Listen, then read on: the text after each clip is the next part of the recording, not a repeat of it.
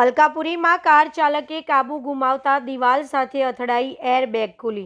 વડોદરા શહેરના અલકાપુરી વિસ્તારમાં કાર અકસ્માતની ઘટના સામે આવી છે। કુંજ સોસાયટી નજીક કાર ચાલકે અચાનક કાબુ ગુમાવતા કાર ઘરની દિવાલ સાથે અથડાઈ ગઈ હતી।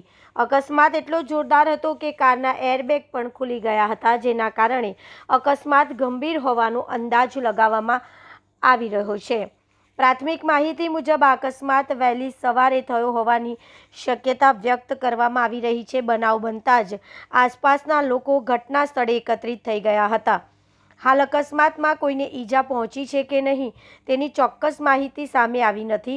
ઘટનાની જાણ થતાં પોલીસને જાણ કરવામાં આવી હતી અને સમગ્ર મામલે વધુ વિગતો મેળવવા તપાસ હાથ ધરવામાં આવી હતી।